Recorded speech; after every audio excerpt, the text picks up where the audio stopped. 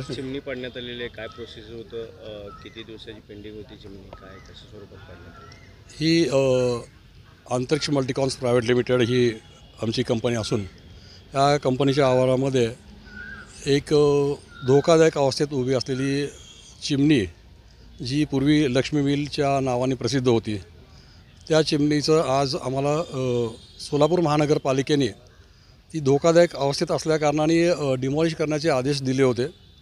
कारण लगतच्या ग्राउंडवरती एक्झिबिशन ग्राउंड आहे आणि काही मोठमोठ्या सभा किंवा कार्यक्रमाचं आयोजन गेल्या काही दिवसांपासून शहरामध्ये एक सर्वात मोठं ग्राउंड उपलब्ध असल्याकारणाने या इथं करण्याचा प्रयत्न असायचा सर्वांचा.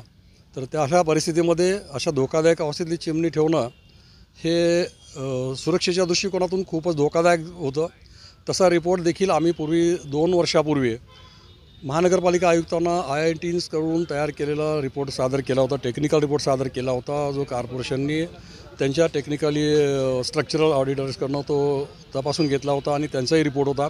आणि त्याप्रमाणे त्यांनी गेल्या महिन्यामध्ये आम्हाला एक नोटीस दिली होती की ही धोकादायक अवस्थेत चिमणी त्वरित काढून घ्यावी म्हणून. ती आम्ही आज रोजी सर्व टेक्निकल सुरक्षा वापरून ती आम्ही डिमॉलिश केलेली आहे. काय वापरलं साधारण आणि किती वेळात जमीन दुरुस्त झाली? साधारण मॅक्झिमम आम्हाला 2 तासाचा वेळ लागला. मुंबईतली एक अनुभवी टीम आम्ही इथं हायर केली होती आणि त्या टीमने ते काम व्यवस्थितरित्या त्या एक्स्कॅव्हेटरच्या ह्याच्याप्रमाणे घेऊन डिमॉलिश केलेली आहे. किती खर्च आला ही चिमणी पाडण्यासाठी? सर अजून तसा तो विषय कंपनीला ॲक्च्युली प्रायव्हेट बिलिंगमधला आहे. कंपनीने काय ठरवलं मला माहीत नाही. कंपनीने जे ठरवलं त्याप्रमाणे त्यांचं बिल पेड होऊन जाईल. पण ज्या सुरक्षा घ्यायची होती, ज्या उत्कृष्ट पद्धतीनं त्या कंपनीनं ते आज डिमॉलिश केलेलं आहे त्यास तोड नाही. म्हणजे त्यांनी डिरेक्शन्स ठरवलेले होते, ज्या डिरेक्शन्सप्रमाणे पडायला पाहिजे होती, अपेक्षित जसं होतं तशा पद्धतीनं बिलकुल 2 तासाच्या आतमध्ये ती व्यवस्थित डिमॉलिश झाली आहे. लक्ष्मी विष्णूची साधारण चिमणीचे काय किती वर्ष कालावधी आयुष्य असेल, किती वर्षापूर्वीची चिमणी म्हणावं लागेल? तशी जो माहिती आमच्याकडे काही जास्त उपलब्ध नाही की कधीपासून पूर्वी कधी ही चिमणी बांधण्यात आली होती. पण जी चिमणी ज्या पद्धतीनं होती आणि ज्या पद्धतीनं 3 डिग्रीनं त्या साऊथ वेस्ट साईडला झुकली होती ती. आणि कधी आपण या भूकंपाच्या पट्ट्यामध्ये काही जर झाला असता तर तो न भूतो न भविष्यती असा अपघात घडला असता. गेल्या काही 15 दिवसांपासून आपण तशा गोष्टी घटना पाहतो आहे आणि मग एकमेकाला जबाबदार धरण्यामध्ये काहीच त्यात अर्थ नव्हता आणि ते करणं अत्यंत आवश्यक होतं. आज दुःखद अंतकरणानं आम्ही ती आज डिमॉलिश केलेली आहे.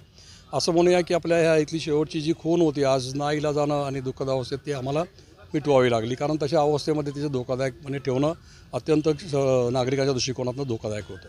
ओके, धन्यवाद. आदिनाथ मुरलीधर शिंदे, लक्ष्मी विष्णू मिल कामगार. मी साधारणतः 1979मध्ये मिलमध्ये शिकाऊ म्हणून कामाला सुरुवात केली आणि 80मध्ये मला कामगार म्हणून त्यांनी आपल्या ठिकाणी रुजू करून घेतलं. तर आज घडीला या मिलमध्ये आज मिलची ऐतिहासिक वास्तू जी होती पुनरावृत्त काळाने त्याला मान्यता देऊन ते जागेवर ठेवण्याचे हे आदेश दिले होते. त्या ठिकाणी आम्ही हे करण्यासाठी मागं 8 वर्षापूर्वी 2016मध्ये सर्व कामगार 1000 कामगार म्हणून महापालिकेवर मोर्चा काढून तुम्ही मिलमधल्या फक्त ऐतिहासिक गिरणी गाव म्हणून ओळख राहण्यासाठी त्या चिमण्या पाडू नका असा महापालिकेवर मोर्चा काढून सगळ्या कामगारांनी त्या ठिकाणी गोंधळ घातल्यानंतर त्यावेळेचे आयुक्त होते त्यांनी सांगितले ठीक आहे हे पुरातन काळासाठी ऐतिहासिक वस्तू तुमची राहिली. पण कामगारांना यानंतर न्याय मिळण्यासाठी आम्ही अथक वेळा प्रयत्न केला आणि कामगाराला कुठला न्याय मिळाला नाही आणि महापालिकेनं प्रत्येक वेळेला कामगारावर दबाव आणून त्या ठिकाणी आपलं स्वतःचं अस्तित्व निर्माण केलं आहे. म्हणजे शासनाला कामगाराची कधी दयामाया आली नाही. पण त्या ठिकाणी सरकार जे काय करता येते तेवढा त्यांनी चांगला प्रयत्न करून आपलं ते हेड उभा केलं, मॉल उभा केला, चिमण्या पाडल्या. हे त्यांचं जे म्हणजे कामगारांना पूर्ण वाऱ्यावर सोडून हा जो कार्यक्रम केला सोलापूर शहरामध्ये जे आज तागात गिरणगाव म्हणजे नावाजलेलं गाव होतं त्याला आज कुठंतरी त्यांनी इतिहासामध्ये पूर्ण नाव फोडून काढायचा प्रयत्न त्या लोकांनी केला. त्यामुळं कामगारांचं अतोनात नुकसान झालंय. त्यांना कुठली नुकसान भरपाई मिळाली नाही. किंवा चिमणी किती वर्षाची होती? चिमणी साधारणतः एक 75 ते 80 वर्षापूर्वी बांधलेली होती.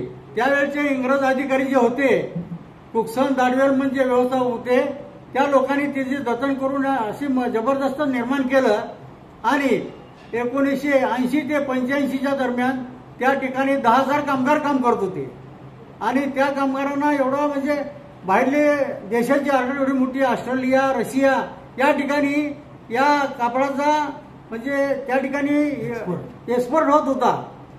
कामगारांना एवढी त्यावेळेला जी कामाची पद्धत होती, ओव्हरटाईम करून कामगारांनी स्वतःचा एवढा घामाचं रक्त करून त्या ठिकाणी कामगारांची ती असणारी कामाची पद्धत एवढी जबरदस्त 3-3 शिफ्ट करून त्यांनी कामगार कष्ट उभा करून मिलला अति फायद्यामध्ये आणलं. जागेवर फक्त चिमणी दिसत होती, ती मैदान मोकळं मैदान दिसत होतं. गिरणी कधी संपली म्हणजे नाही. आता बघा, त्याच्यानंतर 1991-92ला गिरणीला घरघर सुरू झाली. जागतिक पातळीचं त्यांनी नाव दिलं, पण कापड उद्योग त्या टायमाला धोक्यामध्ये आल्यामुळं 1995ला गिरणी कामकाज बंद झालं. 95ला आणि कामगारांना जवळपास 10,000 कामगार बेकार. हा नाही, त्या काळामध्ये सगळे कामगार त्यांनी सक्तीने साधारणतः 4-5 कामगार कमी केले होते. 4-4.5 कामगार होते. आता कामगारांना त्यांनी बाबा इतर ठिकाणी जाण्यासाठी सक्ती केली, पण कामगार म्हणले जे आमच्या खात्यामध्ये काम आहे त्या ठिकाणीच आम्ही काम करू, नाहीतर मोकळं मैदान दिसत होतं. नाही बघा, त्या टायमाला मोकळं मैदान दिसत नव्हतं. ते फक्त आता ओपन मैदान आहे ना, ते वेगळं होतं. आतल्या बाजूला पूर्ण बांधकाम, मशिनरी ह्या सगळ्या गोष्टी होत्या. त्या मशिनरी राखण्यासाठी सगळे कामगार गिरणीच्या बाहेर पडले, कारण कामगाराला 2-2, 3-3 महिने पगार नाही मिळाल्यामुळं आपला प्रपंच चालवण्यासाठी त्यांना गिरणीच्या बाहेर जाऊन दुसरीकडे रोजगार निर्माण करावा लागला. आणि त्यावेळेला मिलचे व्यवस्थापनाने ते पूर्वी जे वाचन होते त्यांनाच कायम त्या ठिकाणी ठेवून 5-6 वर्षे कामगारांनी त्या ठिकाणी कुठलाही एक वीट सुद्धा बाहेर जाऊ दिली नाही. पण एक असा काळ आला, कुठलं तरी एक हे निघालं, नाही त्रिपक्षी करार वगैरे नाही, ते हेच होतं, खैरालांची प्रकरण झालं. खैरालांची त्या प्रकरणामध्ये अशोक कामटे या ठिकाणी आयुक्त होते. त्यांनी मिलच्या कामगारांना येऊन त्या गेटवर सांगितलं, बघा अशी आमच्यावर वेळ येऊ देऊ नका जेणेकरून आम्ही तुमच्यावर काठी टाकावी, पण तुम्ही एक आमचं थोडंसं ऐकावं म्हणले. कसं आहे, कायद्याच्या पुढे आम्ही सुद्धा हात बांधले गेलेले आहे, त्यामुळे तुम्ही हे शक्यतो इथलं तुमचं हे आटपा बाजूला सरका.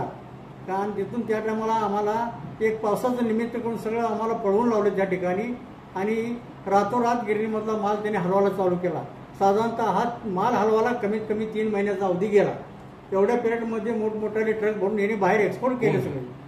या ठिकाणी मिल ज्यांनी विकत घेतलेली होती, अशा लोकांनी त्या ठिकाणी बंगार, हैदराबादची एक पार्टी होती ग्लोबल मन, त्या पार्टीने हा माल पूर्ण दोन्हीकडला संपवला आणि दोन्ही बाजूला मिलला पूर्ण भकास केलं.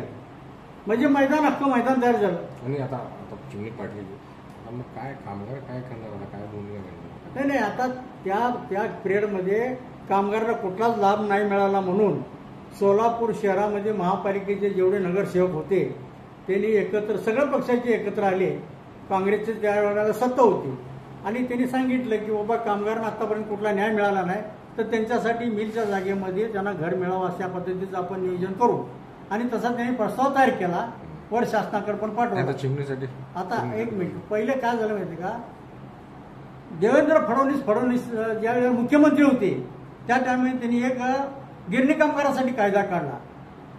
मिलच्या जागेमध्ये गिरणी कामगारांना घरी मिळाले पाहिजे, त्यासाठी 25% जागा मालकांनी त्यांना द्यावी आणि 75% जागा त्यांनी विक्री करावी. मला चिमणीचा मुद्दा फोकस करायचा आहे. चिमणी आता चिमणी तर गेली, आता जसं चिमणी इतिहास जमा झाली तसं कामगार देखील इतिहास जमा होणार. असं काय म्हणणं तुमचं? आता चिमणी तर आज रोजी त्यांनी जमीनदोस्त केलीच, पण कामगारांना आतापर्यंत कुठला न्याय मिळाला नाही. म्हणजे कामगारांना सुद्धा त्यांनी आता जमीनदोस्त करायचा त्यांचा डाव आहे.